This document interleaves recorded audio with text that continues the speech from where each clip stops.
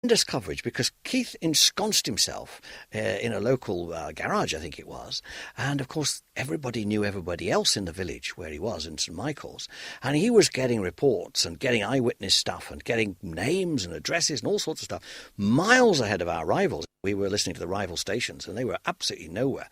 And as this terrible, terrible tragedy unfolded, Keith was right in the middle of it, sending us all this stuff. Judith Burns was at the scene, Chris and I in the studio, and we just kept going all night. In fact, not just right through the night, Mike Henfield and Keith Macklin stayed on air for 36 hours in a row. The first time the station had broadcast past midnight, in fact.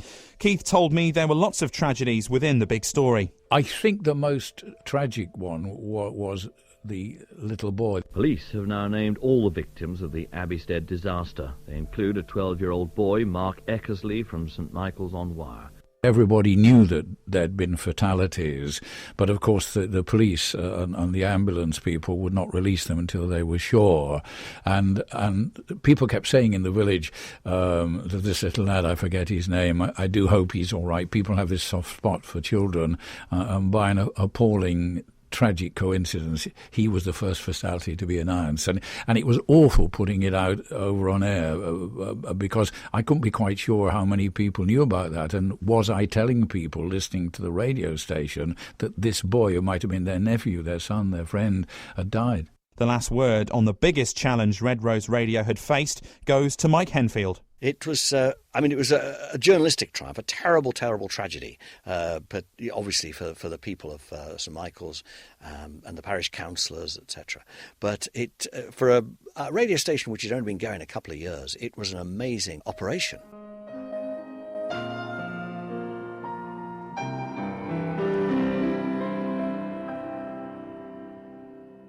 Still to come on this programme, celebrating 21 years of Red Rose Radio.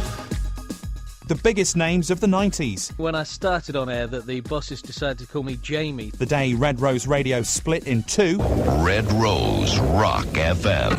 And the biggest tunes from the last decade. OK, next on to the moment one became two. Red Rose Radio was split into Rock FM and Red Rose Gold in 1990. Here's the first ever broadcast on Rock FM. And just for a little game for you, try to count how many times they say Rock FM in the space of about 30 seconds.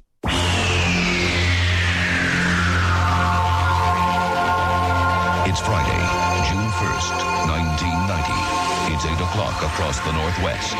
And this is the new Red Rose Rock FM. Let's rock, let's talk. Rock FM. Rock FM. Red Rose Rock FM. Good morning. It's bigger and better than ever. Friday, June the 1st. And this is the new Red Rose Rock FM. Well, when I stopped counting, I'd got to 6 Rock FMs, so I don't suppose anyone was in any doubt what the new name of the station was going to be. The DJ you heard there was Mark Matthews. He was the first voice ever on Rock FM, apart from that American guy on the jingles, I mean. Rock FM. Yeah, that's enough for now, mate. Flamin' hell. Here's Mark Matthews, anyway. I guess we weren't one of the first radio stations to do what they call the split, but we felt we had quite an innovative proposition. We made Red Rose Gold a very local radio station for the Preston and Blackpool area, and Rock FM became this northwest-wide popular music station, spreading its area, spreading its wings, and getting large audiences not just across Lancashire but into Merseyside and into Greater Manchester as well. And whilst that was never part of the station's official area, it felt great that we were perhaps doing something that was innovative, that was getting listeners in other areas where they already had their own radio stations, but actually they were choosing to listen to Rock FM. One guy who made a massive impression, and quick, was a chap called Mike Toolan, who was on Red Rose in the early 90s. Here he is. Hello, this is Mike Toolan. I don't know if you remember me. I used to do that show in the morning in about 1993. And my memories of Rock FM, I didn't actually like anybody there. I thought they were just a breed of vipers. They were just all like little rats scrambling from the bottom rung of the ladder. No, I'm only joking. It was a great time. It was the best radio station I've ever worked for, and I had a fantastic time. We used to do the wind-ups. We started there back in about 93 or 94. You've been Toolanized. And we did lots of them on unsuspecting members of the Lancashire public. And possibly the biggest one we did was on all of the Rock FM listening public when we told everyone that the QE2 was coming into Preston Docks. and a few hundred people turned up to see the QE2, despite the fact that the water there was only about 4 feet deep. And and a lot of people had major sense of humour failures when they found out it was just a big joke and I'd wasted their entire bank holiday Monday. In fact, I think I can still get the death threats now. Anyway, Rock FM, one of the finest radio stations on the face of the earth. So happy 21st birthday, Red Rose Rock FM. So just to clarify a bit more for you, on the FM we had Rock FM, obviously, and on medium wave we now had... Your favourite songs on your favourite station, 999, Red Rose Gold. That was aimed at a slightly older audience, played music from decades ago as well as the best of the newer stuff. So what kind of tunes would you have heard on Rock FM in the early 90s? Well, just to give you a taster, here's a few.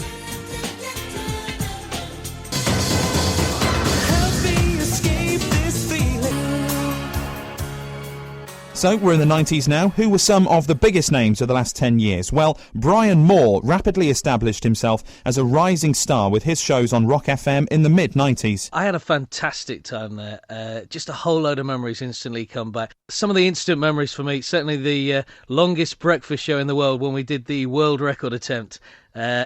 Underneath the Blackpool Tower for going on 63 hours non-stop. I'll never forget coming out and seeing it absolutely jam-packed full of people. I'm sure they were just there to see if I'd endured it all. Of course, David Blaine's made it a bit more impressive, lasting as long as he has in that box, but it felt like a hell of a long time when we were doing it. So, of course, everyone knew the name Brian Moore right across the Northwest, but it could have been so different. It was quite intriguing when I started on air that the bosses decided to call me Jamie, so for the first 6 months at Rock FM I was known as Jamie Moore, and the problems were that everyone knew me off air as Brian, and Kev Seed had an embarrassing moment when he kept calling me Brian rather than Jamie. It wasn't just Kev Seed making a mess of it though. It seemed that no one could get his name right, including Brian himself. Olive, you're not alone. This is Brian Moore here through till 3. Oh, hang on. It's Jamie Moore here through till 3. Hey. On whose show? On Jamie Moore's show. Oh.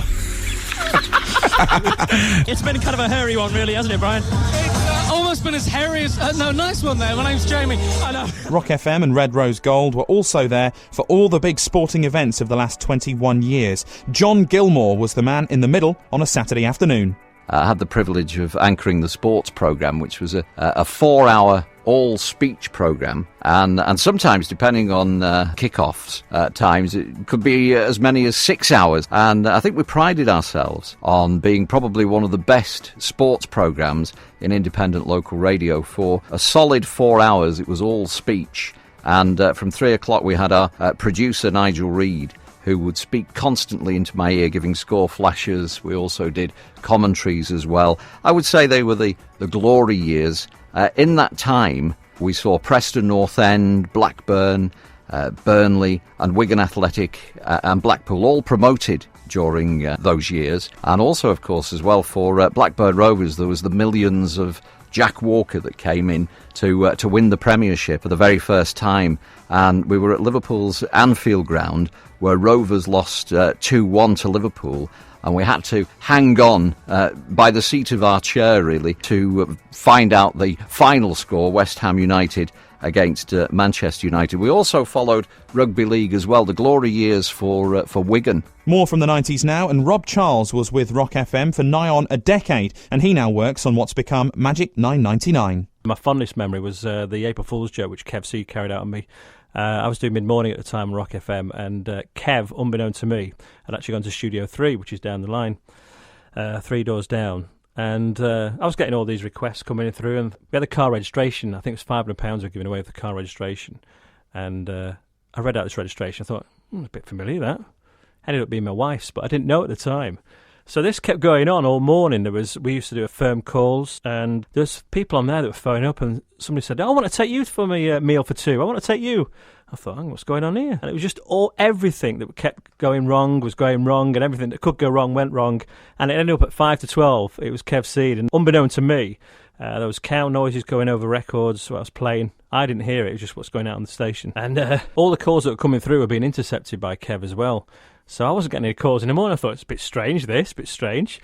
And about 5 to 12, it was all revealed. And people today still remember that. In fact, I had a call when I was filling in on Magic recently from somebody that says, the best thing I ever remember you about was on Rock FM, we had the April Fool Day with Kev Seed. So that's my fondest memory for working with Rock FM. I had a great time. Dave Asher is the head of Magic 999. He also hosts the breakfast show there, and he says times have changed a lot in a lot of different ways. Now, music, 1982, the early 80s. It was a funny old time because we had a lot of boy bands. Nothing new about boy bands, of course, but we had the leftovers from the New Romantics. We had Duran Duran, Aha, Spandau Ballet, of course, were massive. And on the other side, we had Bananarama. And it was a time when really anybody could get into the charts. Sam Fox, Page 3 model, straight into the charts. Really not a problem. There was no need to have any sort of pedigree. If you came up with a good song, you were in the charts. But a lot of those songs, even though artists appeared and then disappeared very quickly, the songs were so strong and so memorable. The 80s was such a brilliant time for music. Music now is a lot more fashion-based, I think, and people go into cliques and clubs, and people like dance music, and people just like dance music, and that's all they're interested in. Boom, boom, boom, boom, boom. That's all. And other people are into the new rock scene now, and consequently, they don't like dance music. So everything's compartmentalised. Everybody's in their own little slot, and it's all to do with fashion now. And less to do with tunes, but more with style, I think, these days. Now, I don't know about you, but I always sit at home and wonder what DJs do when they've hung up their headphones. Well, Paul Jordan was a presenter in the 90s, and now he's the managing director of Rock FM and Magic 999. So we've gone from Red Rose Radio to Red Rose Rock FM and Red Rose Gold, then there was Red Rose 999, then Magic 999. So where do the Northwest's #1 radio stations go from here? Here's Paul Jordan. Well, we've heard the phrases, the future is bright. We even heard the phrase a few years ago, the future is orange. Can't remember what that was about. I would like to say the future is now, because listeners can now get their radio in so many different forms and ways and means that they couldn't have just 3 or 4 years ago. And more especially now, the advent of Freeview on television, listeners can listen to the radio on the television, which is a bizarre notion when you think of it. The real difference is going to be with Magic. I think Magic's audiences will grow considerably over the next 2 to 3 years. And I think we can do this by having strong targeted brands in rock and Magic, so our listeners know exactly what they get from us. And in this day and age, you can't be all things to all men. And so you have to know what you stand for and give your targeted audience what they want. And we here at Rock and Magic stand for music, character DJs, local news, Help a Local Child, our charity, very important to us, and strong links in the local community. In fact, I'd go so far as to say it's being local that is the most important thing to us. Our stations have also become a massive part of life in the Northwest through our events like gigs, the Party in the Park, for instance. That springs to mind immediately. Also, our charity work is very important for people across the region. John Story was once a presenter, but now he heads up our fundraising team. These days, to bring it way up to date, like everything else, charities have to be run as a business. And Help a Local Child is very much run as a business, but a business that makes no profit, because all of that profit goes back into the community that we broadcast to. Basically, people can write into us, they can apply for grants to us, and those grants are actually given out independently. The radio station's management have no influence whatsoever on who gets the money. And it goes to give you some examples, it goes to individuals that may need a particular piece of equipment, for example, a wheelchair or a special bed, or it could be to actually fund a school or a special school with some equipment such as multisensory equipment. It also goes to organisations that help children as well, because we're not the experts. The organisations such as Derry and House, for example, they're the experts in looking after children, and we give them a direct donation. We actually gave them a direct donation of £20,000 for them to spend as they want to spend. We're becoming a bigger player year on year, really. We're growing, and a lot of that success obviously is down to the radio stations that we sit in. We're a charity that sits within rock and also Magic, and we use the radio stations to raise lots of money. We raise about £500,000 a year. OK, we've done a sweep of our 21 years of broadcasting. We're right up to date now. Let's hear from some of the people that make Red Rose Radio what it is today. First up, here's the Drive Time presenter on Rock FM, Mark Kay. My worst moment at Rock FM while I've been here over the last 8 or 9 years would have to be December 1999, when I accidentally talked about the Harold Chipman trial, which was ongoing in Preston at the time, which was something I shouldn't have done, and I got into a little bit of trouble with that. So that was possibly my worst moment, but the best moments while I've been at Rock FM, two that really